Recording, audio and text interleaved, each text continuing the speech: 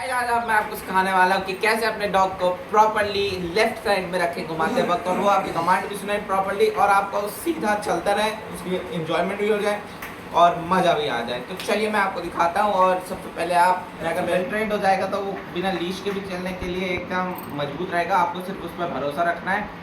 तो चलिए मैं चलता हूँ और वो अपने डायरेक्शन में खुद से चलेगा, उसे पता चल जाएगा कि कैसे चलना है, कहाँ चलना है और कैसे चलना है, उससे सब इन्फॉर्मेशन मिल जाएगी। तो चलिए रॉयल।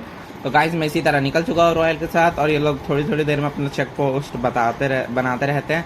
तो ये यही बनाते हैं कि ये अब से इनकी टेरिटरी है, तो आपको इनके लिए रुकना भी पड़ेगा, थोड़ा पेशेंस तो रखना ही पड़ेगा ये सिखाने के लिए, क्योंकि टाइम कंज्यूमिंग है। गाड़ियाँ चल रही हो तो आप भी सेफ रहें और कुत्ता आपका पेट डॉग भी सेफ है।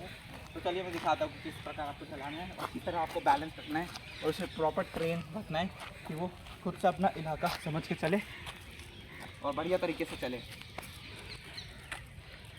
और वैसे तो मैं बहुत कम ही बार लीश लगाता हूँ क्योंकि रॉयल को अपनी जगह पता रहती है, काफ़ी वेल ट्रेंड है, पर आपको भी प्रॉपर्ली ऐसे रखना है कि। और गाइस अगर डॉग लेफ्ट साइड में चलता है तो इससे बहुत ज़्यादा फ़ायदा है, जैसे कि डॉग का एक्सीडेंट नहीं हो सकता है बिल्कुल भी, और आपको भी ये प्रॉपर्ली इंश्योर हो जाएगा कि आप आराम से घुमा सके डॉग वो को। अपने लेफ्ट साइड में चल रहा है, जैसे कहीं पे फालतू में सूंघ रहा हो तो उसको सीधा नो कमांड दे, नो रॉयल, तो उस तरह वो समझ जाता है और आके चल पड़ता है।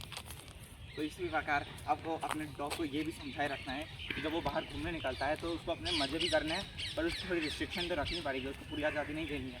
और ऐसा भी बिल्कुल नहीं करना है कि वो आपको बिल्कुल ऐसे खींचता चला जाए कि आपका बुरा हाल है। ऐसा भी है कि जहाँ पे भी इसको टाइम लगता है मैं वहाँ पे इसको टाइम देता हूँ, खुद ही रुक जाता हूँ, और ये थोड़ा पेशेंस वाला काम है। आप टाइम देंगे, समय देंगे और